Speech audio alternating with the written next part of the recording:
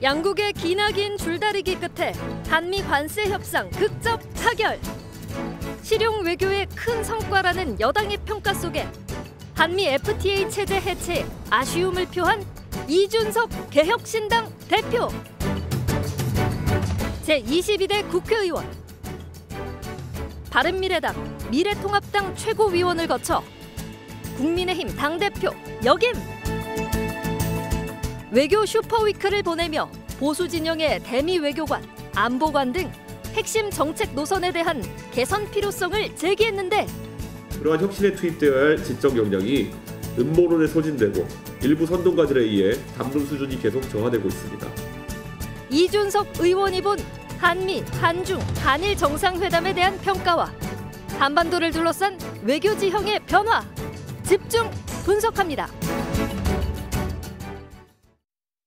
외교 슈퍼위크 경주 에이펙 정상회의가 막을 내렸습니다. 국정감사 등으로 정치권은 뜨거웠는데요. 이준석 개혁신당 대표와 얘기 나눠보겠습니다. 이 대표님 안녕하십니까? 네, 안녕하십니까? 네, 경주 에이펙 정상회의를 계기로 한미, 한중, 한일 정상회담이 잇따라 진행됐습니다. 트럼프 미 대통령과 시진핑 중국 국가주석, 미중 정상회담도 열렸고요. 이번 에이펙 기간 중에 정상들 간의 만남 어떻게 보셨는지요? 한미 정상회담이 임팩트가 컸기 때문에 나머지 한중과 한일은 사실 그것도 뭐 속보는 나오고 이랬지만은 네. 많은 국민들의 관심을 받지는 못했는데요. 그러니까 미국과의 관계 속에서 큰 물줄기가 하나 트인 것이 그래도 나머지 국가들과의 관계 속에서도 좀 가이드라인이 잡힌 게 아닌가 그런 생각합니다. 네, 가장 주목받았던 한미 관세 협상도 일단락됐습니다. 이 대표는 우리 경제에 미칠 충격을 상당히 완화시켰다면서 긍정적인 평가를 한 바 있는데요. 실질적인 성과 측면에서 몇 점을 줄 수 있을까요? 뭐 관세 입장에서는요. 우리가 워낙 트럼프라는 굉장히 어려운 상대를 맞이했기 때문에 저는 이 정도면은 뭐 통과학점이다 이렇게 네. 보고 있습니다. 왜냐하면 여기서 오히려 걱정됐던 것은 이재명 대통령과 그 주변에서 이럴 바에야 뭐 차라리 관세를 내고 말지 이런 네. 식의 이야기가 나오곤 했었거든요. 그런데 그게 사실 현대자동차라든지 국내 수출 기업에게는 감내할 수 없는 부담을 떠넘긴 것이기 때문에 어느 정도 입장 전환을 해가지고 이렇게 간 것이 다행이다라는 생각을 하고 있습니다. 그리고 네. 특히 분납에 대한 부분은 굉장히 중요했던 것이요. 이게 우리나라의 거시경제 환경 속에서 환율 리스크가 불거지면은 우리 국민들이 일반 국민들이 힘들어집니다. 그렇죠. 예를 들어 원달러 환율이 1,600원, 1,700원 이렇게까지 올라가는 상황이 와서 환율 불안정성이 생기게 되면은 수입 물가나 이런 것들 바로 영향받고 그렇죠. 서민들의 삶에 영향을 직격탄이죠. 주는 거거든요. 네. 저는 그래서 그런 부분이 잘 일단락된 것에 대해 가지고 긍정적으로 평가합니다. 네, 이준석 대표는 한미 관세 협상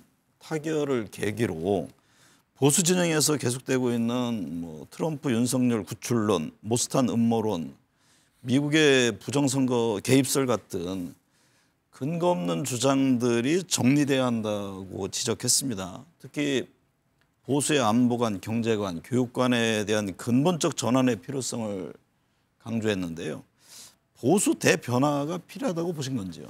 저는 지금 보수 진영에서 사실 이재명 대통령 당선 이후에 계속 현실을 부정하면서 이것이 부정선거다라고 하는 하나의 괴가 있었고 또 하나는 곧 감옥에 있는 윤석열 대통령을 구출하러 누가 올 것이다. 네. 뭐 항공모함이 어디에 들어온다. 뭐 이런 식의 가짜 뉴스를 많이 퍼뜨리는 분들이 지금 있거든요. 근데 이분들이 물론 선거 지고 나가지고 기분도 안 좋고 화나가지고 이런 것들을 믿고 싶어하는 걸 수는 있겠지만은 그런다고 해가지고 보수정이 다시 과거의 어떤 그런 위치를 회복하고 이런 게 아니거든요. 네. 특히 이런 것들에 경도되게 되면은 과거의 민주당이 정말 오히려 과거의 민주당이 선거 연달아서 이명박 박근혜 시절에 지고 나서는 그들이 오히려 음모론에 경도됐었어요. 네. 지금 생각해보면 그때 김어준 씨 이런 분들이 전부 다 뭐 부정선거 주장하고 이랬던 거거든요.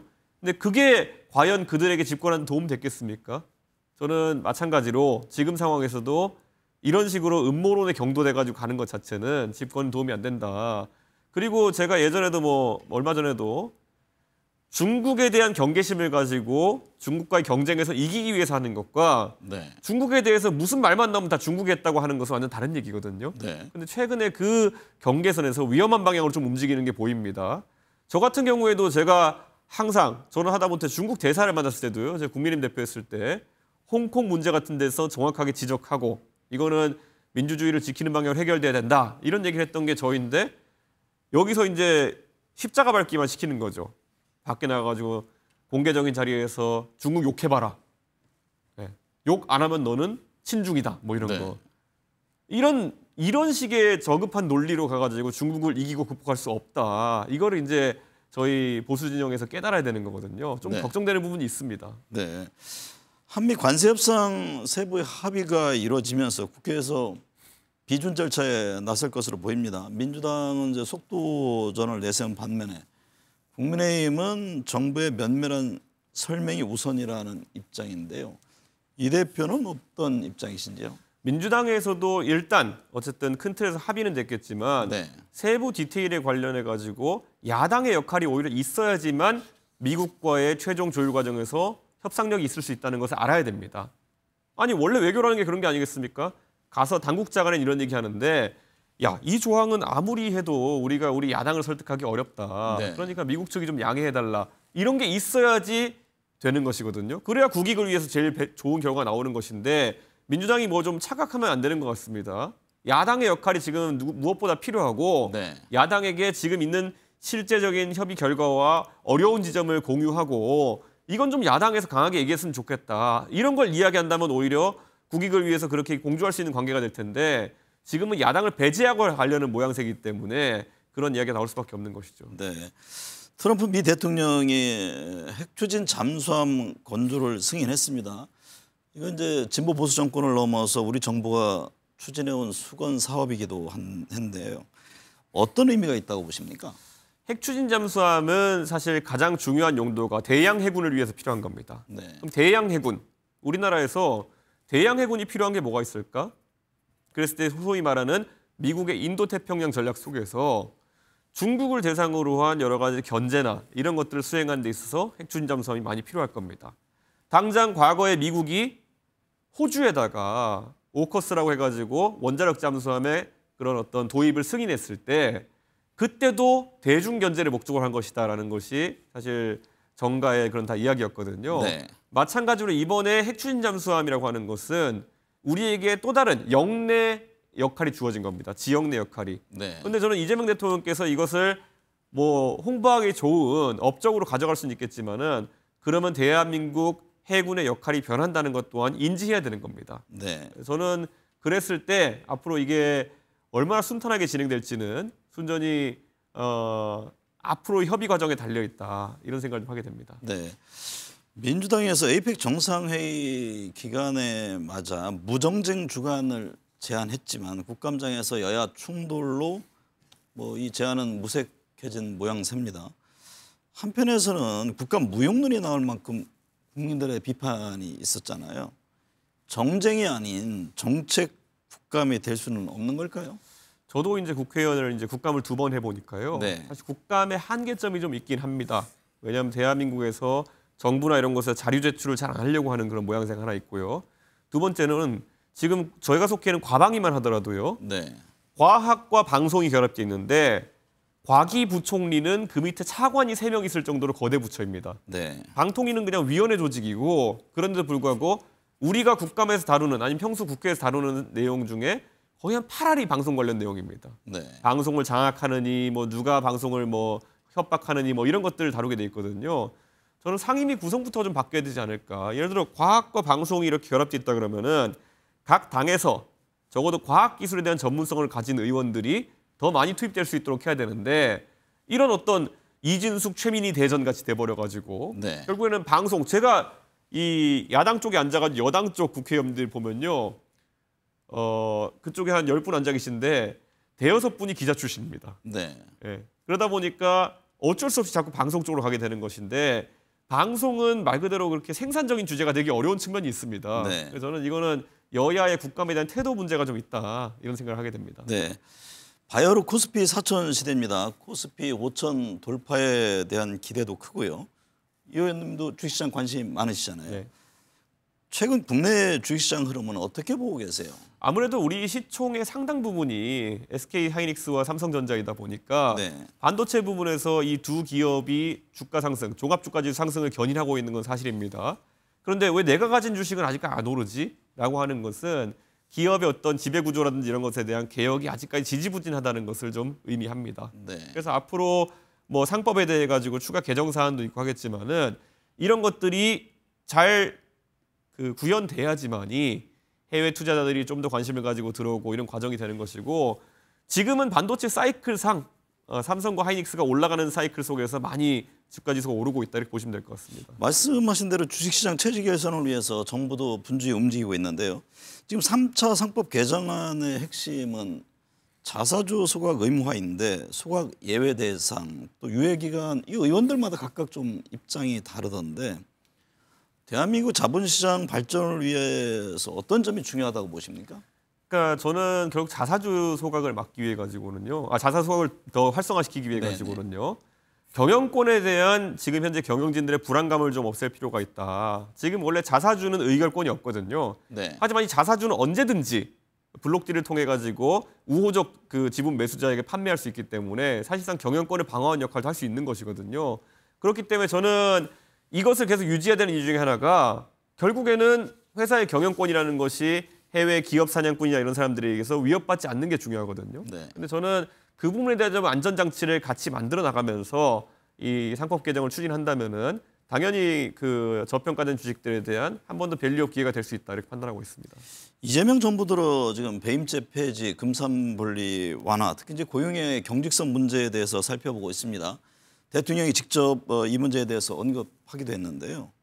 정작 국민의힘은 배임죄 폐지에 반대 입장을 내기도 했거든요. 저는 이게 경제계와 보수 측에서 오래전부터 주장해왔던 사안 아닌가요? 저는 배임죄에 대해 가지고요. 이게 고무줄잣대처럼 활용되는 것이 당연히 사라져야 된다. 네. 이렇게 생각합니다. 경영이라고 하는 것은 항상 그를 통해서 이익이 발생할 수도 있고 실패가 발생할 수도 있는데 사후적으로 그 책임을 묻는다는 건 가혹한 것이거든요. 네. 그래서 이 배임죄라는 것은 훨씬 엄격하게 판단돼야 된다. 폐지까지 이를지는 우리가 좀 더 구체적으로 봐야겠지만은 배임죄로 기업인들을 사실상 고무줄잣대로 처벌하는 것은 사라져야 된다. 지금 대한민국 근데 그렇다고 한다면요. 저는 민주당도 배임죄도 사실 사후적으로 기업인들을 처벌하기 때문에 경영을 위축시키는 것인데 그러면은 뭐 여러 가지 중대재해처벌법이라든지 이런 것들 네. 이런 것도 다분히 사후적인 관점에서 어떤 조치가 과거에 미흡했으니까 너 감옥 가 이런 거거든요. 네. 그러니까 민주당도 이 한 가지 장단을 만들어야 되는데 한쪽 장단으로는 노동계 주장하는 것처럼 이런 것에 대한 재해 처벌에 대한 것을 강화하고 그런데 여기 배임죄에 대해 가지고는 또 이렇게 다른 입장을 가지고 이러면 좀 철학이 좀 부재한 거 아니냐라는 비판 받을 수 있거든요. 개혁신당 같은 경우에는 철저히 기업인들이 사후적으로 지적받아 가지고 뭐 원래 예방하기 어려운 책임들을 지는 것에 대해 가지고는 네. 반대합니다. 네. 내년 지방선거를 앞두고 각 정당이 지금 물밑 작업에 들어갔습니다. 이제 개혁신당의 움직임에도 관심이 쏠리고 있는데요. 대표로서 현재 어떤 준비를 하고 있는지 좀 계획을 듣고 싶습니다. 저희는 뭐 당연히 지금 보수 진영에 아까 제가 지적했던 것들 네. 그런 것들을 탈피한 모습을 보여드리기 위해서 노력할 것이고요. 두 번째로는 개혁신당의 지지층은 젊은 세대입니다. 네. 그중에서도 탄핵이라든지 이런 것들에 찬성하고 계엄에 대해서 반대했던 그런 어떤 민주주의에 대한 관심이 많은 그런 젊은 세대이기 때문에 이들이 선거에서 후보로 뛰고 정치의 주체가 될 수 있도록 하는 게 저희의 제1과제입니다. 그리고 그뿐만 아니라 신인분들이 정치에 참여해가지고 정말 적은 비용으로 정치에서 역할할 수 있는 그런 구조를 만들어내는 게 중요하거든요. 네. 저는 지금 이 방송을 보시는 분들 중에서도요. 정말 내가 이 지역을 위해서 봉사하고 싶다. 그럴 준비가 되어 있다. 이런 분들은 개혁신당이 준비해 나가는 그런 AI 기술 바탕으로 한 선거 캠페인 방법이라든지 아니면 뭐 이런 새로운 방식들을 이용해가지고 한번 정치 참여해보시는 것도 권장하고 싶습니다.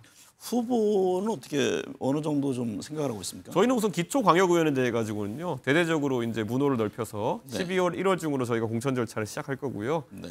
자치단체장 같은 경우에는 저희가 문의가 들어오고 있는데 아마 수도권을 중점으로 우선 선거 후보들 준비할 것 같습니다. 수도권 중심으로. 특히 젊은 세대가 많이 거주하는 경기 남부 지역과 제2기 신도시 같은 지역들에서 저희가 역할을 할 수 있도록 굉장히 준비하겠습니다. 네. 개혁신당이 기성 정치에 대한 개혁 또 젊은 보수 정치를 자처해온 만큼 지방선거에서도 기존 정당과 좀 다른 인재 영입이나 공천은 원칙이 기대됩니다. 대표님이 생각하는 개혁신당만의 뭐 인재 전략, 지역 정치 혁신 방향은 어떤 겁니까? 제가 지난번에 동탄에서 당선될 때 그 지역이 원래 민주당이 65% 하던 곳이었는데요. 네. 그때 그 방정식 자체가 좀 바뀌었던 것이 지역에 아주 밀착해가지고 그에 맞는 공약을 준비해내고 무엇보다도 지금까지 대한민국에서 좀 정치 문화상 이공계 출신의 어떤 전략적이고 아니면 계량적인 이런 전술 전략 같은 것들이 많이 반영되지 않았었거든요. 그런데 네. 개혁신당은 어느 때보다 지금 선거를 준비하는 과정에서 통계를 바탕으로 해가지고 정확한 정책들을 내려가고 있습니다. 아까 제가 경기 남부의 신도시를 많이 얘기했는데요. 이곳들 네. 같은 경우에는 정책 수요가 굉장히 많습니다. 네. 그 당장 지역구 포함해서 말씀하신 거잖아요, 그죠? 당연하죠. 네. 교통 문제나 이런 것들 같은 경우에도요. 정치 논리에 따라서 지배될 것이 아닙니다. 지금 경기 남부의 수많은 분들이 광역교통망 문제에 있어가지고 지적하지만은 민주당은 이미 민주당이 잡은 곡이다. 경기 남부는. 네. 그래가지고 대책을 내지 않고 그러다가 지금 사실 동탄에서 일격을 당한 것처럼 경기 남부권, 어쩌면 경기 북부권, 경기 서부권까지 해가지고 지금 근교지로 밀려날 수밖에 없던 상황. 그런 주택 정책에 의해서도 밀려날 수밖에 없었던 젊은 세대에게 네. 하나의 정책적 희망을 주는 것이 또 개혁신당의 과제입니다. 지방선거를 앞두고 국민의힘과의 관계 설정을 어떻게 가져갈지도 관심인데요. 최근 이제 부동산 문제 관련해서 여당을 협공하면서 이게 범야권 연대 움직임으로 이렇게 해석을 하는 분들도 있거든요. 서울시장이라든가 주요 지역에서의 야권 연대는 어떤가요? 이번에 제가 그 장동혁 대표의 부동산 의혹에 대해 가지고 제가 좀 논리적으로 말이 안 되는 점을 지적했더니만은 뭐 혹자는 국민의힘이랑 같이 하려고 그러는 거 아니냐 이렇게 말씀하시는 그렇죠. 분도 있는데요. 저는 제 천성이 그냥 네. 비상식적인 얘기를 하는 사람을 보면은 당파를 가리지 않고 가만히 못 있습니다. 제가 부정선거 얘기하는 분들에 대해 가지고 제가 보수 진영에 있지만 끝없이 제가 논리적으로 반박을 제기하는 것처럼 민주당이 자신들의 부동산 실정을 가리기 위해 가지고 제1야당 대표에 대해 가지고 좀 어불성설격의 그런 지적을 하는 것에 대해서 제가 반대한 것이고요. 저는 국민의힘과는 큰 줄기상으로 지금 계엄과 탄핵에 대한 선명한 입장이라든지 이런 거 차이 나기 때문에 저희는 연대나 이런 것들을 지금 고려하지 않고 있고요. 민주당도 하지만 제가 이번에 에이펙 관련해 가지고는 이런 일정한 성과에 대한 평가를 하고 네. 국민의힘과 결이 달랐던 것처럼 이게 뭐 예전에 보면은 뭐 중도라는 것이 애매모호하게 간보는 정치처럼 된 적이 있었는데요. 그게 아니라 저희는 굉장히 논리적이고 이성적으로 정치를 하려고 하는 집단이기 때문에 네. 그런 면에서 저희가 논리적으로 이성적으로 연대할 수 있는 세력이 있다면은 충분히 할 수 있지만은 아직까지는 양당이 당파적인 입장에 매몰된 것 같아가지고 고려하지 네. 않고 있습니다. 서울시장 경기지사는 어떻게 후보 냅니까? 저희는 서울시장은 이미 저희 김정철 최고위원 굉장히 네. 변호사로서 훌륭한 이력을 가지고 있고 그리고 또 본인이 의지를 가지고 준비하고 있기 때문에 서울시장 후보는 이미 내는 것이 확정되었다 이렇게 보시면 될 것 같고요. 경기도 같은 경우에도 지금 저희가 이야기를 나누는 분들이 있습니다만은 네. 결국 저희가 한 내년 초 됐을 때 당세가 어느 정도에 따라 가지고 그분들의 결심이 영향받지 않을까 그런 생각하고 있습니다. 이 대표가 직접 움직이지는 않으시나요? 저는 뭐 동탄의 발전을 위해 가지고 제가 할 수 있는 일이 있다면은 하겠지만은 지금 국회의원으로서 해야 될 일이 아직 많고 만약에 제가 뭐 경기도지사에 도전하는 게 어떻겠냐 말씀도 하시는데요. 네. 동탄 문제를 해결하기 위해서라면 모르겠지만은 아직까지 전 준비가 안 된 것 같습니다. 아직까지라는 말에 좀 주목하겠습니다. 급변하는 국제정세와 다가올 지방선거 속에서 개혁신당이 어떤 새로운 정치와 해법을 제시할 수 있을지 이준석 대표의 앞으로의 행보를 지켜보겠습니다. 이 대표님 오늘 감사합니다. 네, 감사합니다.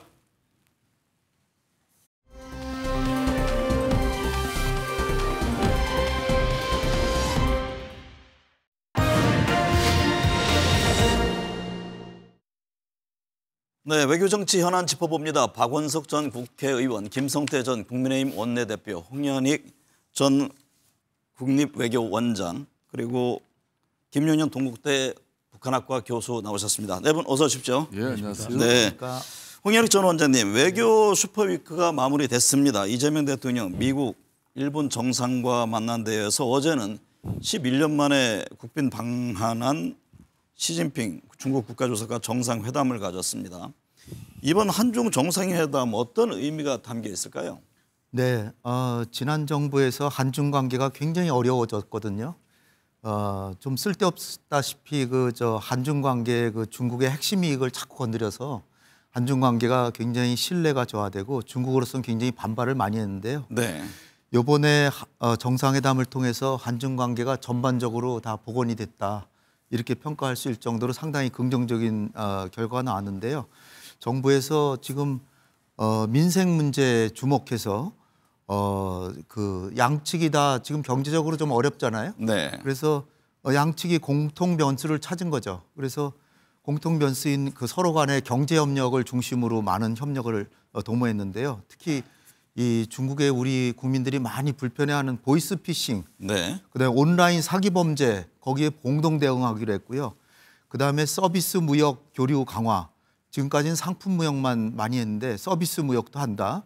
그다음에 한미 간의 투자 협정에서 한국의 외환이 불안해질 가능성이 있잖아요. 네. 그거를 이제 막기 위해서 70조 원이라고 하는 큰 금액에 대해서 통화 스와프 MOU도 체결하고 네. 2026년 30년간의 경제협력 공동계획 MOU 거기다가 이제 뭐 하나오션 같은 경우에 지금 뭐 미중 간의 갈등 속에 끼어가지고 지금 중국이 제재를 했는데 그것도 네. 논의를 했고 생산적 논의를 했다고 나옵니다. 한한령 문제도 얘기를 했고 그다음에 컨텐츠 문화교류 협력에 공감을 가지고 등등 굉장히 그 신뢰가 회복이 되고 소통을 강화하면서 관계를 정상화하자 이런 합의가 이루어진 것 같습니다. 네.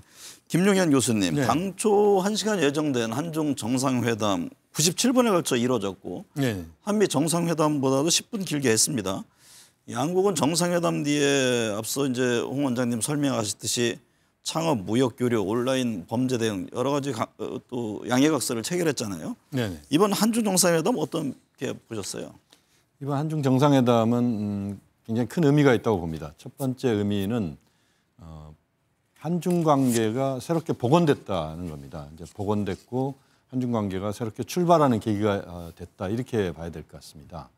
이전 정부 윤석열 정부 때 한중 관계가 거의 붕괴 직전까지 갔다 이렇게 봐야 되는데 네. 한중 관계가 새롭게 이제는 새로운 전환의 계기가 만들어지면서 한중 관계를 좀 더 미래지향적으로 볼 수 있는 그런 출발점이 됐다. 이게 큰 의미가 있는 것 같습니다. 네. 일단은 양국의 호혜적 안정적 관계, 양국 관계에 대한 공감대 형성 이게 이제 굉장히 중요한 것 같습니다. 그러니까 한중 관계가 어느 일방의 그 강력한 압박이랄지 여기에 휘둘리지 않고 한중이 상호 호혜적 관계 이렇게 간다. 이 부분에 대한 합의가 매우 중요했다 이렇게 봐야 될 것 같고요. 네. 또 이렇게 보면 이제 그 잠수함 관련된 부분에서 핵잠수함 추진 관련된 부분에서 중국에 약간의 오해가 있을 수 있는 부분들이 있었습니다. 네. 이게 이제 그 비핵화 문제까지도 이제 중국이 언급하는 그런 계기가 됐기도 했습니다만 어쨌든 한중 정상 간의 만남이 상당히 원만하게 이루어졌다. 이 부분을 주목을 해야 될 것 같고 결국 한미동맹과 한미일 기본 협력을 축으로 하고 또 한중 협력까지도 함께하는 이 관계가 우리가 이제 추구하는 한반도의 안정적 관리의 큰 줄기다 이렇게 봐야 되는데 그 줄기를 만들어내는 협력 관계가 이번에 만들어지는 네. 그 차원에서는 의미가 크다 이렇게 봐야 되겠습니다.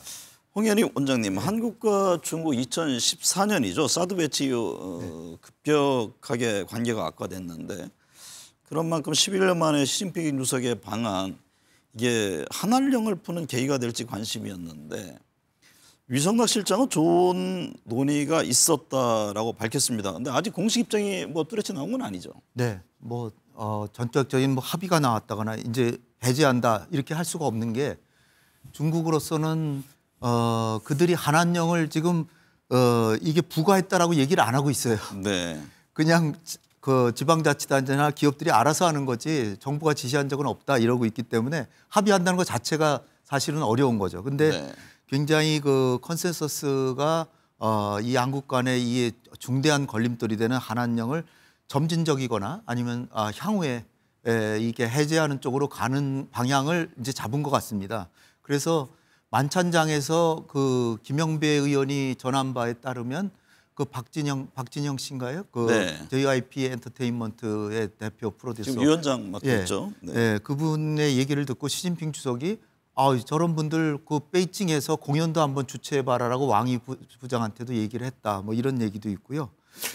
그래서 이 한한령이 그 내려진 계기 자체를 보면은 우리는 그냥 사드 배치했으니까 중국이 한한령 내렸다라고만 알고 있는데 네. 그게 이제 사드의 레이더가 이제 중국한테 이제 안보에 위해가 된다라고 그들은 생각하지만 그거보다도 더 중요한 거는 박근혜 정부 말기와 황교안 총리 그 권한대행 시절에 이 사드 배치를 안 한다고 몇 번 우리가 다짐을 줬거든요. 네. 그러고 나서 그냥 배치를 하니까 시진핑 주석이 배신감을 느낀 거예요. 신뢰의 네, 신뢰 위기니까 문제군요. 지금 신뢰를 다시 구축한다는 측면에서 이번에 정상회담이 큰 의미가 있다. 이렇게 네. 생각했습니다.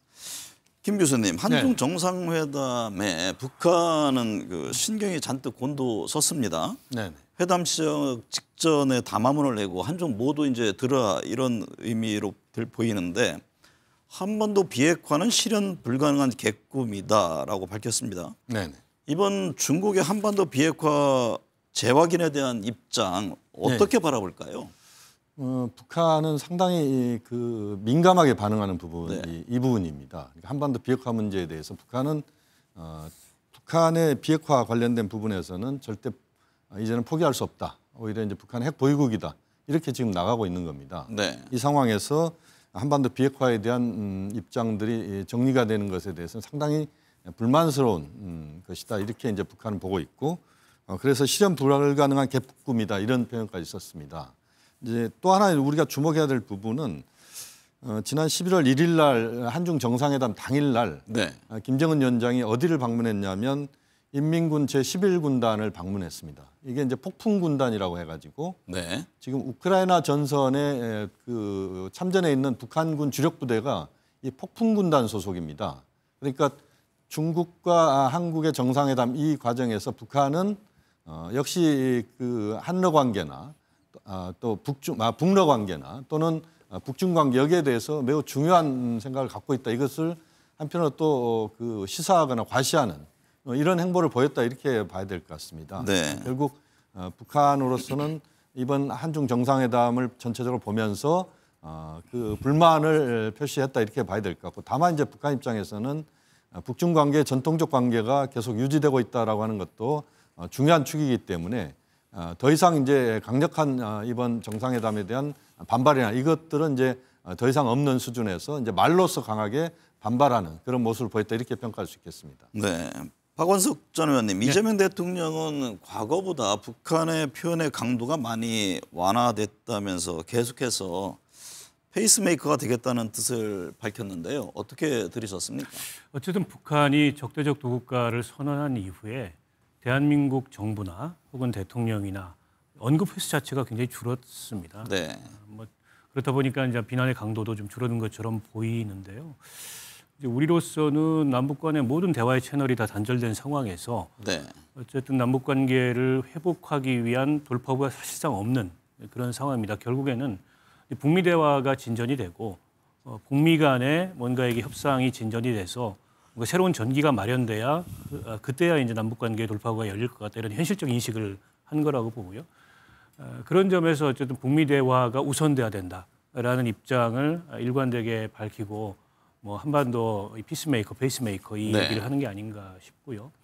마찬가지 맥락으로 정동영 통일부 장관이 그 이제 북한이 얘기하는 적대적 두 국가는 아니지만 어쨌든 그 두 국가라는 이제 그런 어떤 그 현실을 좀 받아들이면서 우리는 그걸 평화적 두 국가로 전환하기 위한 이제 노력을 하겠다라는 의지를 표명하는 것 비슷한 맥락이라고 생각합니다. 네. 저는 뭐 불가피한 접근일 수밖에 없다고 생각하고요. 다만 북미 대화가 실질적으로 어느 정도 진전이 될 거냐. 이번에 트럼프 대통령이 뭐 여러 차례 러브콜을 보내고 만나자고 했음에도 불구하고 네. 전혀 지금 꼼짝 않는 모습을 보였지 않습니까? 결국 북한으로서는 북한을 핵보유국으로 사실상 인정하고 네. 비핵화를 전제로 한 대화는 하지 않겠다라는 입장이 분명한 것 같아요. 네. 그리고 이제 러시아나 중국과의 관계가 그동안에 다양한 그 경로를 통해서 개선되고 있기 때문에 상대적으로 좀 고립이 덜하다 이렇게 판단하는 게 아닐까 싶습니다. 네. 당장에는 뭐 남북 대화가 어떤 다른 전기가 마련되기는 좀 어려워 보입니다. 네. 김성태 전 대표님, 국민의힘은 현안을 해결하지 못한 빈손 한중 정상회담이다. 한한령 등이 빠졌다 이렇게 지적을 했는데요. 네. 어떤 보셨나요? 시진핑 주석이 이제 11년 만에 국빈 방문했지 않습니까? 네.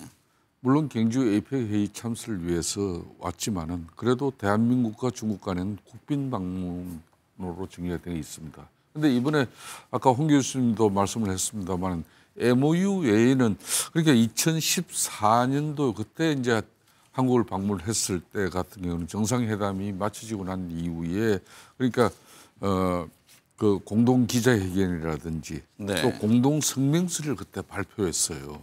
그만큼 상당히 내용이 진전된 내용이 있었다는 거죠.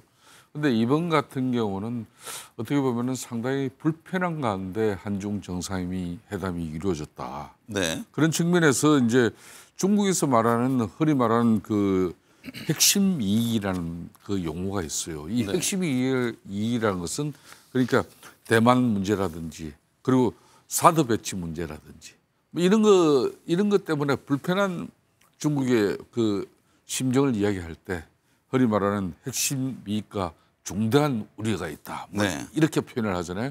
여기에 이번에 한 가지가 추가된 게 바로 핵 잠수함 추진 문제. 네. 이게 이제 포함된 거죠. 그러니까 이거 하나만 보더라도 앞으로 이제 물론 이재명 대통령께서는 이제 한미 정상회담에서 트럼프로부터 그렇게 핵 추진 잠수함 연료를 이제 안정적으로 공급받고 그렇게 해서 우리가 핵 추진 잠수함을 갖는 그런 이제 오랜 꿈을 실천시키기 위해서 뭐 그 다음 날 시진핑 주석이 들어오는 것도 알면서도 어떻게 보면 상당히 그런 단호한 입장을 가진 건데 네. 역시 중국 측의 반응은 이번 한중 정상회담에서 여실없이 나온 거죠. 네. 그렇기 때문에 실질적으로 이 한한령을 갖다 해제한다든지 이번 정도 방문하면 원래는 그런 정도 계획은 있었다고 하는데 상당히 한중 정상회담 내용 자체가 큰 알맹이가 빠져버렸다는 거예요. 네. 그런 만큼 앞으로 이제 한중 간에는 여러 가지 외교 안보적인 측면에서는 상당히 불편한 관계, 특히 이런 문제가 이제 특히 이제 북한은 러시아하고 이제 이렇게 상당히 긴밀한 협력 관계를 가지면서 네. 북한이 이제 실질적인 핵 보유국의 지위를 트럼프 대통령도 자신과의 만남만 이루어진다면 그 지위도 주겠다 이런 여러 가지 분위기를 볼 때 네. 상당히 시진핑 주석 입장에서는 불편한 여러 가지 마음이 있었죠. 네. 위성락 안보실장은 뭐 한한령 관련해서 실무 협의를 통해 문제를 풀어보자는데 공감했다라고 언급했는데 좀 상황을 지켜봐야겠네요. 예. 홍현익 전 원장님, 한미 정상회담 짚어보겠습니다. 일각에서는 이런 얘기를 합니다. 왕관 받고 핵 잠수함 줬다. 이번 한미 정상회담의 성과와 과제는 어떤가요? 우리 입장에서는 왕관 모형을 주고 핵 잠수함이라고 하는 전략적 무기를 얻은 거죠. 네. 그래서 어떻게 보면 1대 10,000 정도의 엄청난 효과를 얻었다고 보고요. 핵 잠수함이란 게 이게 김영삼 정부 때부터 추진했던 31년의 우리나라 국군과 해군의 수건 사업입니다. 네. 진보 보수 정권 할 것 없이 계속 다 추진했던 것이죠. 추구했죠. 네. 그래서 다 같이 한국의 그 자주성이 증진되고 한국의 삼면이 바다인 대한민국의 국가 안보를 획기적으로 진흥하는 데 공헌을 했고요. 이게 디젤 잠수함보다는 2~3배 비싸지만 작전 능력은 5배 이상이라고 합니다. 그래서 네. 삼면 바다는 앞으로 이제 튼튼해질 것 같고요. 그래서 한 10년 이내에 핵 잠수함 4척을 우리가 가질 거라고 이제 예상이 됩니다. 그런데 이제 한미 정상회담에서 제일 큰 거는 역시 3,500억 달러 이 투자를 합의한 건데요. 네. 사실 그 일각에서는 8월 25일 날 한미 정상회담하고 왜 합의서를 발표 안 했냐라고 많이 추궁도 했는데 그때 합의서 발표 안 한 게 얼마나 다행인지 모르겠습니다. 그때 만약 합의서를 발표했으면 지금 우리나라는 굉장히 어려운 경제 위기에 처했을 것 같은데 지금 대통령이나 우리 정부의 고위 진영에서 다 일치 단결해서 국민이 원하지 않는 합의는 하지 않겠다라고 버텨서 네. 끝까지 버텨서 이 금액 자체도 3,500에서 사실상 마스가 프로젝트 제외하면 2,000억 달러로 줄였고요. 그걸 10년 분할, 일본은 그냥 일시불로 줄 수도 있는 건데 우리는 10년 분할로 해서 200억 달러 이하로 주기 때문에 금융위기가 닥칠 위기를 막았고요. 그리고 투자처를 정하고 또 뭐 손해 나는 거 그런 것도 다 막고 현대차나 반도체에 대한 관세도 인하하고 여러 가지 효과를 얻었기 때문에 상당히 좋은 효과를 얻었는데 아직도 남은 과제들은 좀 있습니다. 이를테면 아직 이 투자 합의 문서화가 안 됐기 때문에 네. 완료될 때까지 결코 우리가 방심해서는 안 되고요. 그다음에 이제 이 핵 잠수함 부분은 김성태 의원님도 지적하셨지만 이 중국이 아무래도 의구심을 갖겠죠. 네. 이 부분을 하여튼 외교적으로 잘 극복해 가는 게 아직도 과제로 남았고 북미 대화도 이번에 성사 안 됐기 때문에 페이스메이커 역할을 좀 더 잘해서 이제 향후에 이걸 형사시키는 거. 그다음에 이제 한미 동맹 자체는 한미 동맹의 현대화란 이름으로 진행되는 우리나라가 국방비는 자진해서 올려주지만 방위비 분담금이나 뭐 이를테면 주한미군 전략적 유연성 이런 부분에 대해서는 우리의 국익을 아직도 지켜야 되는 과제가 남아 있습니다. 네. 김용현 교수님, 네네. 핵추진 잠수함을 도입하게 됐는데 네. 한반도 안보에는 어떤 영향을 미칠지 이 점도 이제 두 분도 말씀 주셨지만 관심입니다. 위성락 안보실장은 핵추진 잠수함 건설하려면 미국의 전반적인 승인이 필요하다. 지금 승인된 건 연료뿐이다. 이런 말을 했습니다. 네. 아직 넘어야 할 산이 적지 않다는 건가요? 그렇습니다. 이제 한반도 안보 환경에 주는 영향은 뭐 엄청나다 이렇게 보시면 되겠습니다. 네.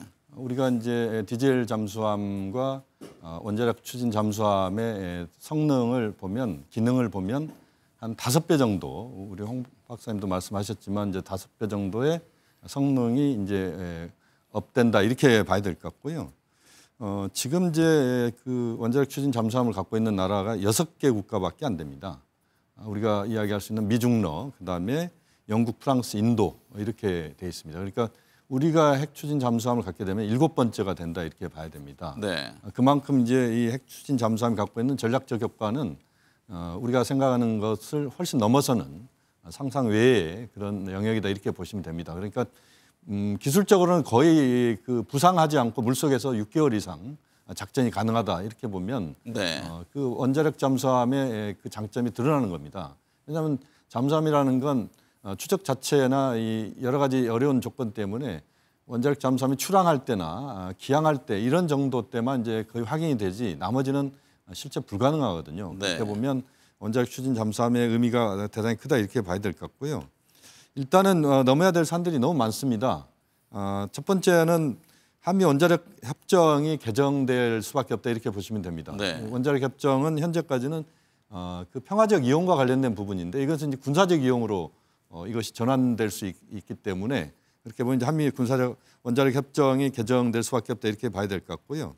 그 다음에 이제 군사적 목적의 농축 우라늄을 우리가 그 확보하는 데 있어서 미국 의회가 이걸 승인해야 되는 부분이 있습니다. 네. 그래서 이제 미국 의회까지도 우리가 승인을 받아야 되는 부분이 있고 또 이제 기술적으로 보면 대형 잠수함 설계 문제랄지 소형 원자력을 개발하는 문제 또는 연료로 쓸 수 있는 농축 우라늄을 확보하는 문제 이런 부분에서 우리가 앞으로 넘어야 될 산이 너무 많다. 네. 이 부분을 어떻게 차분하게 잘 준비하느냐가 굉장히 중요하다고 봅니다. 박원석 의원님, 네. 관세협상 후속 절차로 대미 투자특별법의 입법 절차가 시작됩니다. 더불어민주당은 신속한 처리를 위해서 지금 초당적인 협력을 요청했네요. 일단 뭐 정부에서는 다음 주에 의원 발의 형태로 법안을 내기로 했고요. 네. 일단 이제 미국하고 지금 아직 합의문은 나오지 않았습니다만 세부 내용까지 합의가 끝났기 때문에 후속 절차를 서둘러야 되는 건 맞고 우리 헌법 60조 1항에 보면 국가와 국민에게 중대한 재정적 부담을 지우는 조약은 국회 비준을 반드시 받도록 되어 있습니다. 네. 때문에 이거 국회 비준을 받아야 되는 사항이고요. 그리고 미국에 매년 이제 200억 불 정도의 투자 기금을 마련을 해야 되는데 우리 지금 외환 보유고가 4,300억 불 되지 않습니까? 네. 그 원금을 덜어내서 기금을 마련하는 게 아니고 그 외환 자산을 운용해서 그 운용 수익을 통해서 기금을 만들어야 돼. 그러려면 법적 근거가 있어야 됩니다. 네. 지금 그 법적 근거가 따로 있지 않기 때문에 어쨌든 이 한미 관세 협상의 후속 입법을 특별법 형태로 만들어서 국회에서 법적 근거를 만들면 그 법적 근거에 기초해서 이제 우리 외환 보유고를 운영해서 그 외화 자산 운용 수익으로 네. 매년 200억 불 정도의 기금 마련을 하겠다. 이게 정부가 가지고 있는 계획이고요. 네. 지금 야당에서는 뭐 합의 세부 내용을 공개하라 이렇게 공세를 하고 있습니다만 조만간 이건 공개가 될 겁니다. 그리고 아마도 대통령이 이게 우리 경제에 미치는 영향이 큰 주요한 협상이었기 때문에 여야 대표들을 한 자리에 모아서 그 어쨌든 미국과의 관세 협상의 세부 내용이나 그 성과에 대해서 설명하는 자리를 조만간 갖지 않을까. 설명하면서 협조를 또 구하겠죠. 네, 그렇게 예상합니다. 김성태 전 대표님, 반면에 국민의힘은 협상이 우리에게만 유리하게 됐을 리가 없다면서 지금 합의문부터 공개하라 이런 요구를 하고 있네요. 그렇습니다. 그러니까 국민의힘 입장은 지난 7월 30일 같은 경우도 합의문이 필요 없을 정도로 잘된 협상이기 때문에 합의문이 없다. 이게 그때 이재명 대통령실과 또 정부의 입장이었거든요. 네. 그런데 실질적으로 3개월이 지난 시점에 이렇게 보면 합의문이 진짜 필요했을 정도로 이 협상은 지난했다 이런 거거든요. 그런 측면에서 이게 지금 현재 이 한미 간시 합의로 이제 3,500억 달러의 대미 투자를 이제 이행해야 되는 그런 측면에서 대규모 재정 부담을 지우는 어떤 그런 조약이만큼 헌법 60조에 따라서 국회 비준 동의 대상이라는 것은 다 이제 좀 전에 박원석 의원님도 이야기를 했지만 그건 맞는 거죠. 그런 만큼 이제 여기다가 이제 이재명 정부 같은 경우는 대미 투자 펀드 기금 이 신설과 운영을 위한 특별법 마련 이 자체를 갖다가 왜 이런 거를 약간은 시간은 좀 더 걸리더라도 손쉬운 언 입법보다는 이거는 분명히 기획재정부에서 준비해가지고 정부 입법으로 가야 될 사안이에요. 네. 그래서 이제 이걸 한미 간의 정상회담에 나온 결과물이고 그 간시 협상이 타결됨으로써 이제 합의문이 곧 나오지 않겠습니까? 네. 그 합의문이 나오면은 구체적으로 여야 간에는 이런 문제야 이제 초당적으로 협력을 해야 될 문제이기 때문에 그동안 이재명 정부 입장에서도 이 지금 이제 간시 협상 과정에서 이 디테일이 지금 어디에 문제가 있는지 이런 부분들도 야당도 알아야 되는 것이고 국민들도 거기에 대한 이해와 동의를 구하는 절차가 필요한 것이에요. 네. 그런데 그런 절차 없이 바로 이 특별법부터 그것도 민주당 중심으로 이 특별법이 간다.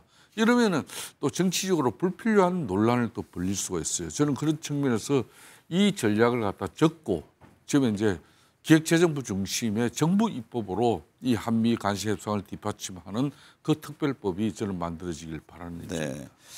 홍현희 원장님, 국민의힘은 러트닉 미 상무장관이 관세 협상 타결 하루 만에 정부 설명과 다른 발언을 했다면서 누구 말이 맞는 거냐라고 따져 물었는데요. 지금 한미 양해국서 서명하고 합의하는 절차 진행 중이죠. 네. 그러면 그때 좀 드러날 수 있을까요? 네, 아직은 문서화가 안 됐기 때문에 네. 이런 딴소리가 나오는 겁니다. 미국으로서는 특히 주무부처 장관인 러트닉 상무장관으로서는 자기네가 조금이라도 더 얻어내려고 문서화 될 때까지는 최대한의 노력을 하는 모습인데, 근데 뭐 우리 대한민국 정부의 장관이 하는 얘기를 더 믿어야 되겠죠, 당연히. 네. 그래서 지금까지는 아직 그 딴소리를 러트닉 장관이 한다는 걸 입증할 물증이 없습니다. 그래서 이걸 가볍게 넘기면 안 되고요. 철저하게 대비해서 마지막 그 합의되는 순간까지 최선의 노력을 계속 다해야 될 것 같고요. 네.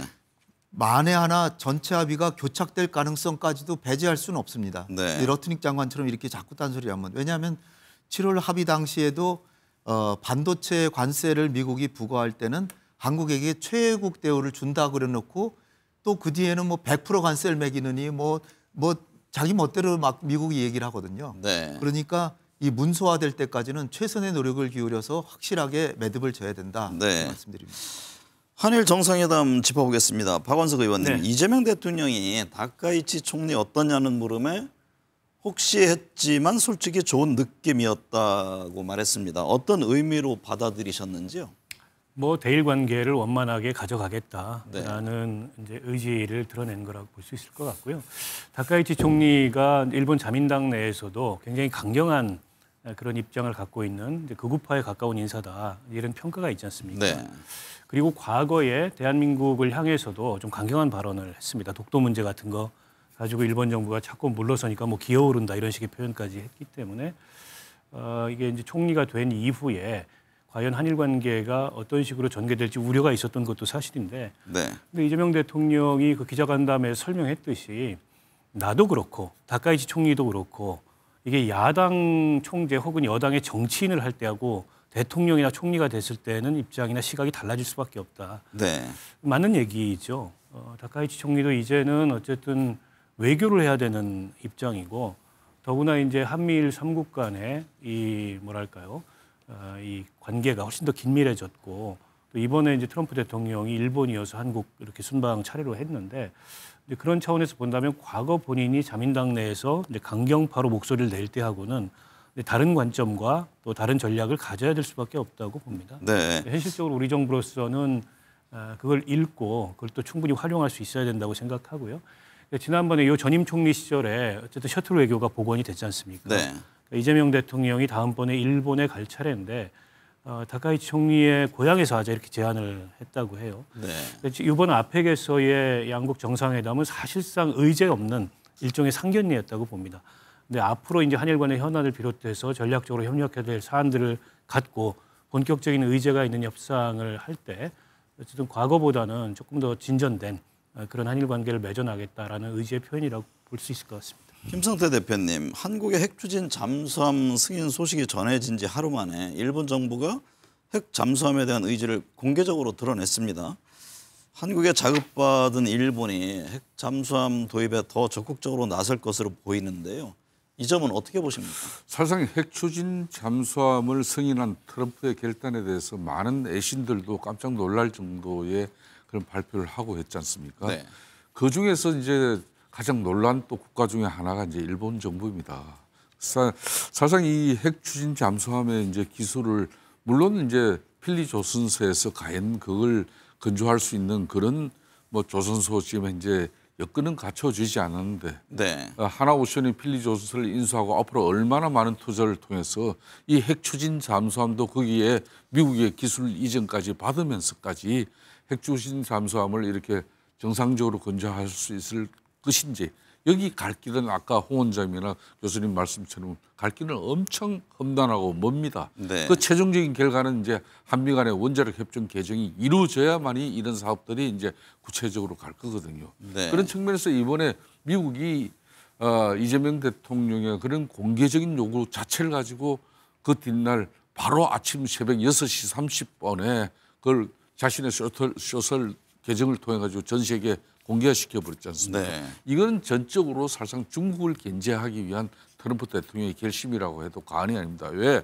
중국과 러시아를 견제하는데 러시아 같은 경우는 지금 북한의 핵 잠수함을 지금 현재 추진하고 있는 그 기술 이전을 러시아가 지금 해주고 있다는 거거든요. 네.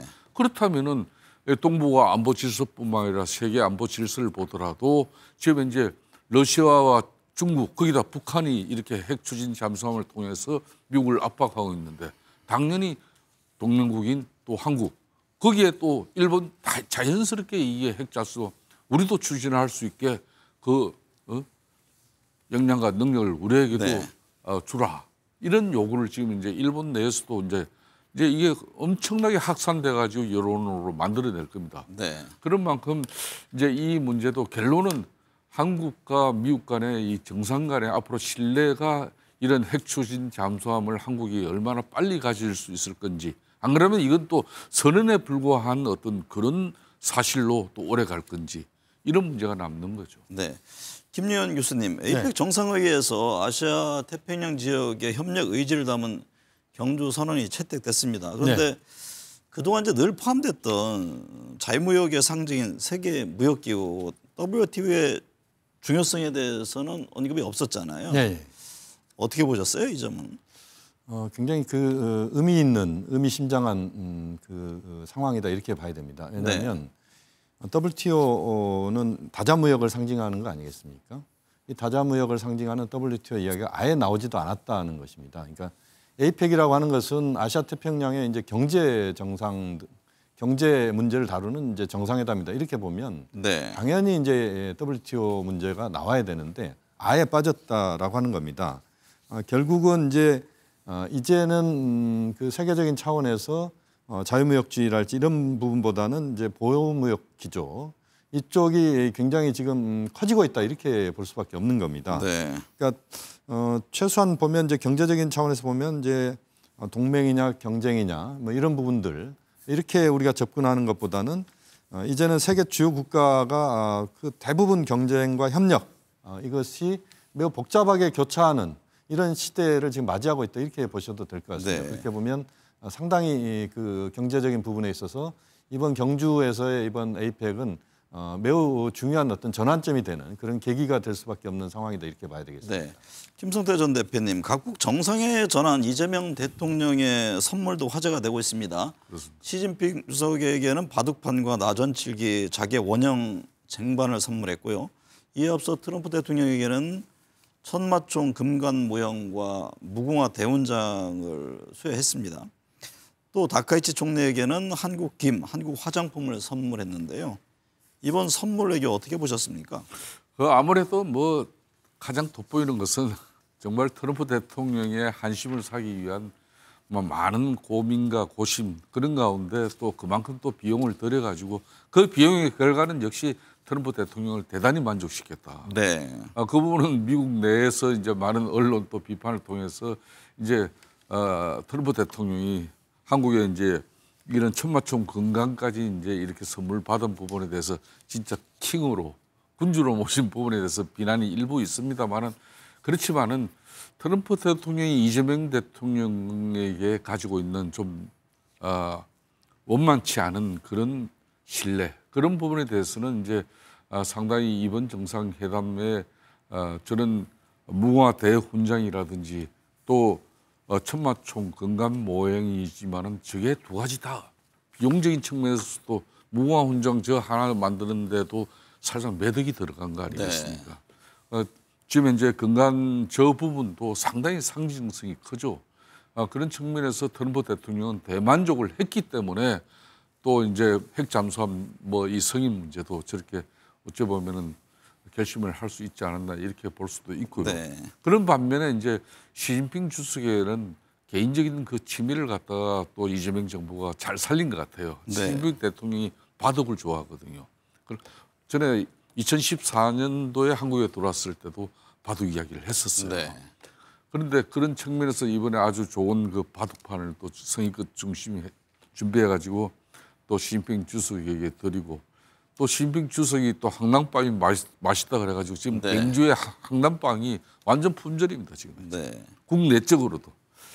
그런 측면에서는 이제 다카이치 이제 신임 일본 총리에게는 실용적인 또 선물을 함으로써 여성 총리의 그런 섬세한 부분을 잘 다듬었다. 그러니까 선물 애교 부분에 대해서는 뭐 인정을 할 거는 인정해야죠. 그런 네. 측면에서 특히 한미 정상 간의 이제 신뢰를 가지고 양국 간의 발전을 도모하는 그런 측면에서 이 선물들이 앞으로 좋은 신뢰의 기반이 되는데 뭐 역할이 되었으면 하는 그런 바람은 있습니다.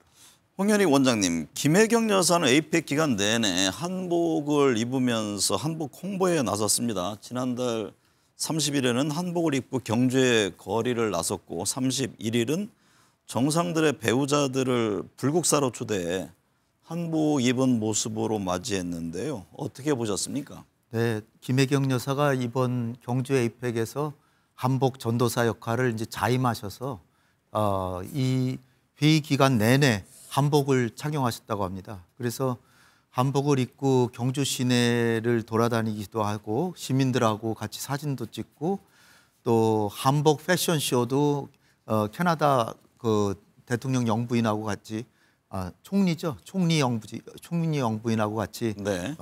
그 패션쇼도 보고 또 뭐 불국사에서도 그 정상들 배우자와 또 그 영예들을 이제 초청을 했는데 그때도 또 한복을 입고 불국사를 소개를 하고 그래서 한복의 세계화와 한복을 이 아름다움을 전 세계에 이제 과시하는 그런 역할을 하셨는데요. 그 대통령 배우자로서 영부인으로서 정말 참다운 문화 전도사 역할을 톡톡히 했다 이렇게 네. 평가할 수 있겠습니다. 네. 김성태 대표님, 이제 국회 상황 좀 보겠습니다. 이재명 정부의 첫 국정감사 조희대 대법원장과 김현지 대통령 일부속실장 최민희 과방위원장을 둘러싼 공방만 남았다 이런 평가가 나옵니다. 대한민국 헌정 역사상 이번 국정감사처럼 국민들에게 아무런 정말 감동과 또 어떤 뉴스거리를 제대로 만들어낸 그런 어떤 국정감사는 이렇게 참 무의미하게 끝난 경우도 흔치가 않아요. 네. 그러니까 김현지 부속실장하고 추미애 위원장이나 또 최민희 가방위 위원장 그리고 김현지 부속실장 국감 증인 나오냐 이 정도 가지고 그냥 이슈로 그냥 그렇지 않아도 경주 에이펙하고 또 일주일 동안은 무정쟁 기간을 가지자고 이제 집권당 민주당 정청래 당대표의 그런 호소가 있었지만은 그게 진정성을 가지려면은 네. 그러면은 정쟁거리를 민주당 집권당 차원에서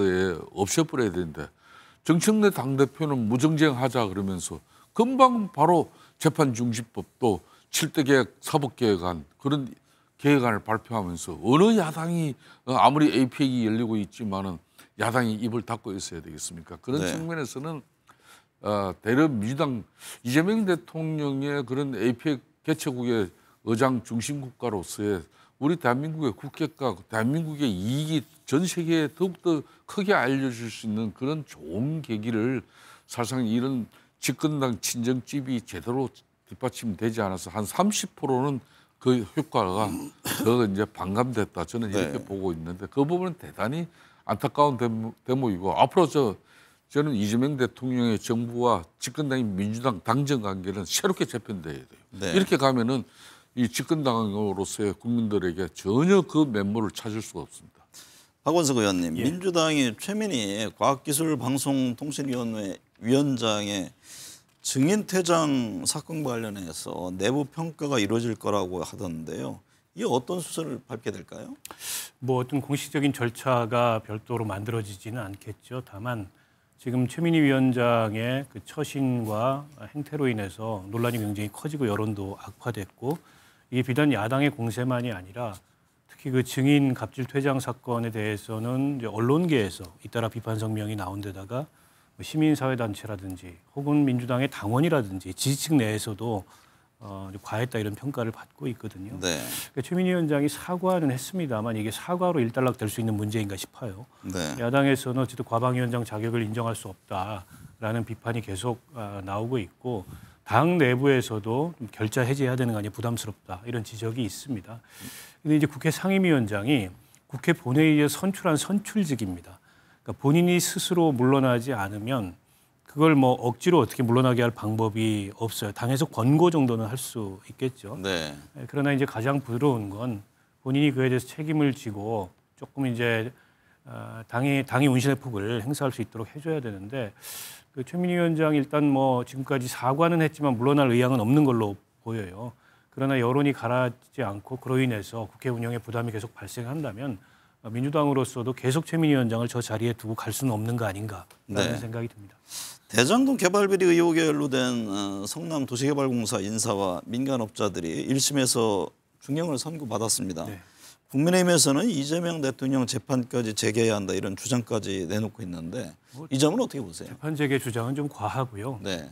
이번 1심 판결의 의미를 요약해서 보면 첫 번째로 특정범죄가중처벌법상의 배임 행위가 인정이 된 겁니다. 두 번째로 성남 도시개발공사와 민간 사업자들이 결탁해서 민간 사업자들에게 과도한 특혜를 주고 도시개발공사에는 손해를 입힌 일종의 이제 부정부패 사건이었다라는 점을 재판부가 인정했고 네. 세 번째로 그 과정에서 성남시 수뇌부의 결정 혹은 개입이 있었다라는 점도 판결문을 통해서 인정이 됐습니다.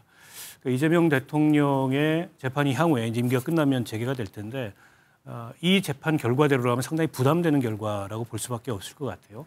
그러니까 일부에서는 당시 성남시장은 민간 사업자들과 그 유동규 등등의 유착의 정도를 잘 몰랐기 때문에 이 수용 방식을 결정했다 이런 문구가 있기 때문에 이걸 이재명 대통령이 몰랐다는 증거 아니냐라는 건데 전반적인 판결문의 취지는 그게 아니고요. 다만 유착의 정도를 몰랐고 그래서 수용 방식이냐 환지 방식이냐에 대해서 별다른 고민 없이 수용 방식을 결정했다 이런 의미이거든요. 네. 그런 어떤 수용 방식으로 결정됐을 때조차도 본인들이 그 사업을 수주할 수 있도록 이를테면 민간 사업자들이 이 공사 직원들 등과 공모해서 저런 특혜를 얻었다는 내용으로 이제 설명을 하고 있어요. 네.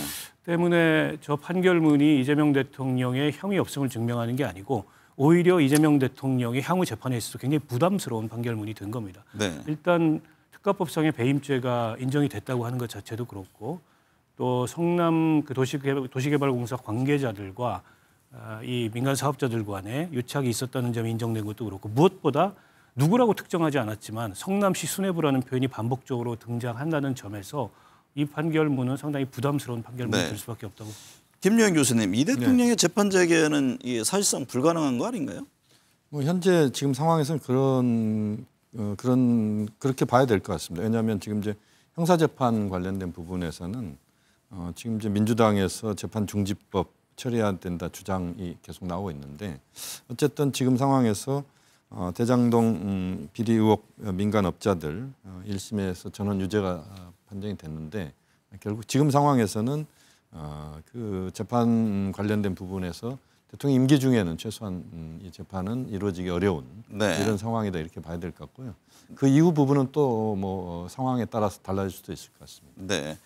김성태 대표님, 특검 상황 살펴볼까요? 윤석열 전 대통령 한 달여 만에 특검 재판에 출석했는데 자신의 혐의 모두 부인하는 모습이었죠? 그렇습니다. 이제 특히 각종군 특전사 사령관하고 이제 법정에서의 이제 대질신문 과정에서 그 전해진 기사 내용들로는 상당히 이제 특검에서 기소한 내용과 또 자신이 방어하는 그런 부분에 대해서 많은 차이가 있었습니다.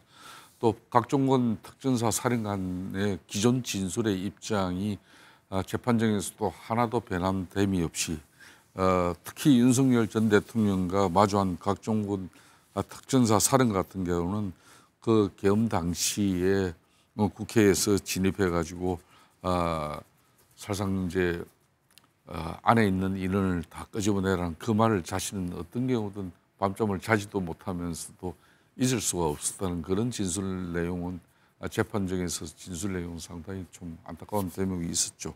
그렇지만은 이제 윤석열 전 대통령 입장에서는 대통령으로서 비상 대권을 행사한 것이다. 네. 그 부분은 국회에서 입법 권력이 과도하게 정부의 기능이 작동하지 않게끔 그런 입법 권력의 남발과 남용 이런 부분이 이제 비상 대권을 통해서 국정 운영을 안정시킬 수밖에 없었다는 그런 기존의 입장 주장 뭐 그걸 여전히 이번 재판에서도 뭐 한치의 흔들림 없이 유지를 했었습니다. 네. 박원석 의원님, 윤석열 전 대통령은 내란 특검팀이 김건희 여사를 여사 호칭 없이 지칭하자 발끈하기도 했습니다.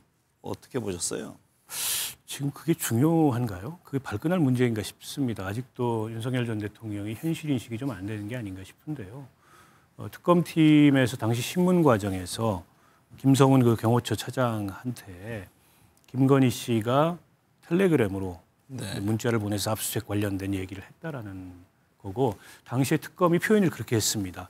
당시 영부인이었던 김건희 씨가 이렇게 당시 영부인이었던 김건희가 이렇게 표현을 했습니다. 네. 뭐라고 불러야 되죠? 그러면 특검이 어쨌든 피고인이 돼 있는 김건희 씨를 향해서 무슨 여사 이런 호칭을 굳이 붙여야 되나요?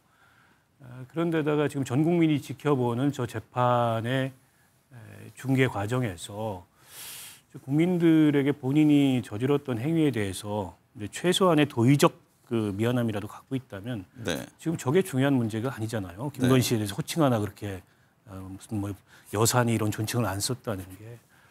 그래서 곽종근 사령관하고 그 질문을 하는 과정도 제가 보기에는 굉장히 유체이탈 같은 그 질문이었고 본인이 지시해 놓고서 본인이 그 곽종근 위원장에게 마치 신문하듯이 그것도 반말로 얘기하는 것도 대단히 제가 보기에는 좀 부적절해 보였고요. 전체적으로 아직도 저분이 일말의 반성도 없는 뭐 그런 걸 크게 기대하지는 않습니다만 뿐만 아니라 현실 인식도 안 되는 그런 상황이 있는 게 아닌가 싶습니다.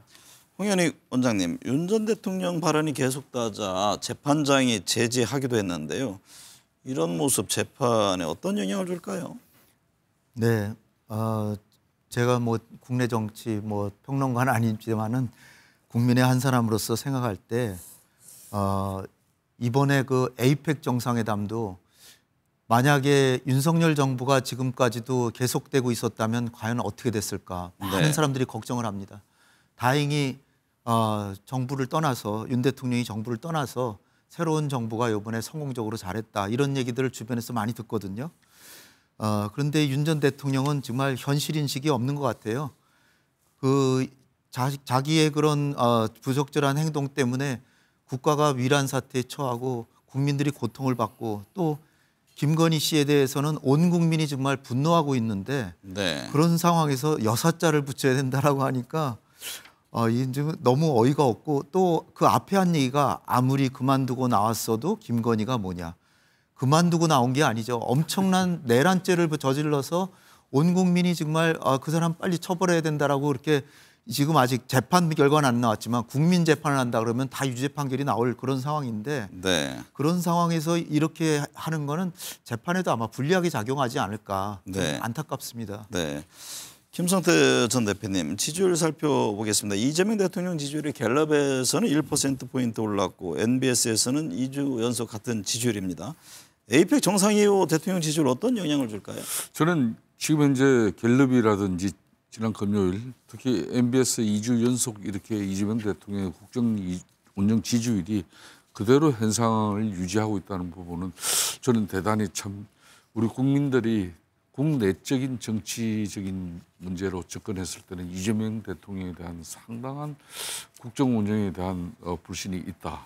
이런 걸 왜 이런 이야기를 하는가 하면은 어떻게 보면은 경주에서 열린 에이펙 같은 경우는 국제적으로 정치적으로도 이 뭐 특히 미중 이 세계 정상회담을 그래도 6년 11개월 만에 가도 한국 그것도 경주에서 열리고 네. 또 한미 정상회담, 한중 정상회담을 통해서 국제적 위상도 안정된 이런 대한민국의 정치 상황을 전 세계에 가시할 수 있는 이런 좋은 계기인데 그럼에도 불구하고 이런 애교 안보적인 측면에서 큰 성과도 또 만들어내는데도 불구하고 국민들의 지지는 상당히 냉담하단 말이에요. 이 문제를 지금 현재 이재명 대통령과 또 정부 특히 집권당 친정인 민주당 입장에서는 상당히 심각하게 봐야 돼요. 왜 그렇게 보면은 이번 국정감사 같은 경우는 윤석열 전 대통령의 정부의 마지막 국감이고 또 이재명 대통령 국정운영 시작에 대한 첫 국감이란 말이에요. 그런데 이번 국정감사 같은 경우는 김현지로 시작해가지고 최민으로 끝나버렸습니다. 네. 그리고 완전히 정책이 묻혀버렸어요. 그렇기 때문에 국감 이 스타 국감도 국회의원 하나 이번에 나오지도 않았잖아요. 네. 그런 측면에서 이런 모든 현상들을 보면은 이제 에이펙이 완전히 끝난 마당이니까 이재명 대통령의 에이펙에 대한 성과가 우리 국민들 차원에서 아주 이제 냉철하게 판단이 이루어질 건데 다음 주에 나오는 국정운영 지지율 이게 이제 어떻게 이제 반응하느냐에 따라서 이번 에이펙의 성과도 함께 그리고 집권당 민주당이 이 기간 동안 제대로 이런 국가적인 그런 대사를 잘 뒷받침했는지 이런 다각적인 평가가 이루어질 걸로 보고 있습니다. 에이펙에 아마 제대로 다 반영이 안 된 거 아니냐 이런 또 지적도 있고요. 박원석 예. 전 의원님 갤럽 조사를 보면요. 코스피가 5천을 간다고 대답한 응답자가 45%인 것으로 나타났습니다. 코스피 상승이 이 대통령 지지율과 정당 지지율에는 어떤 영향을 줄까요? 나쁠 게 없겠죠. 네. 일단 이런 그 응답 결과가 나온 것도 기대감이 반영된 거라고 볼 수 있을 것 같고요. 네. 9월 초에 같은 조사를 했을 때는 긍정적인 답변이 훨씬 적었습니다. 근데 이제 그 사이에 코스피가 3,000대에서 4,000대로 이게 올라가면서 점점 현실이 된다.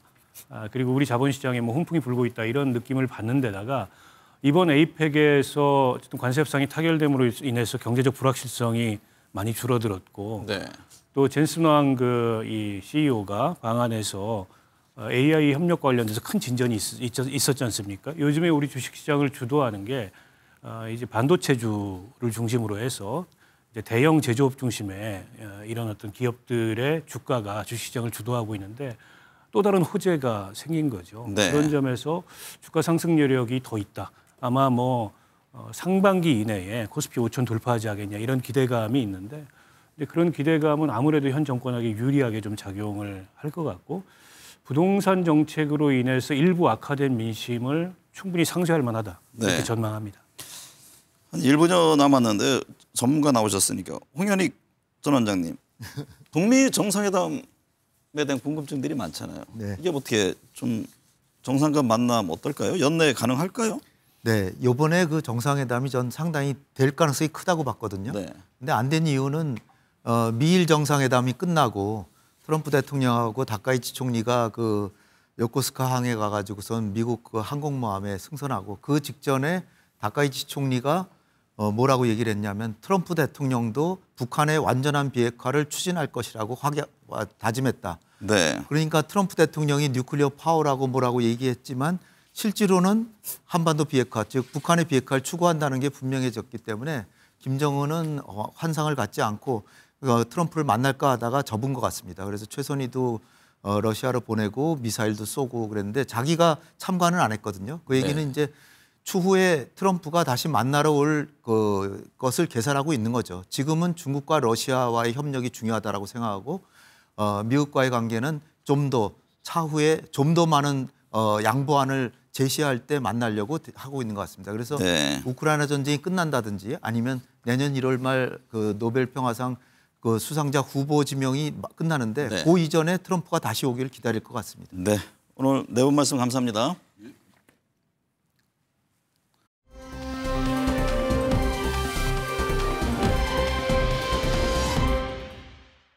천년 고도, 치킨, 화장품, 황남빵, 한복.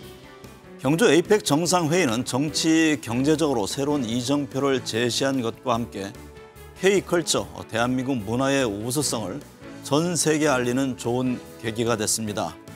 캐롤라인 레빗 백악관 대변인이 인스타그램에 한국 화장품 구매 인증 사진을 올리는가 하면 엔비디아의 젠슨 황 CEO는 삼성동 치킨 매장에서 이재용 삼성그룹, 정의선 현대차그룹 회장과 회동을 갖고 러브샷 장면을 연출했습니다. 경주 동궁이나 LG, 박물관 등 에이펙의 행사장으로 사용된 유적지나 황리단길은 새로운 핫스팟으로 떠올랐습니다. 이번 경주 에이펙은 K컬처의 새로운 부흥을 알리는 계기가 됐다는 점에서 의미가 더해집니다. 시청해주신 여러분 감사합니다.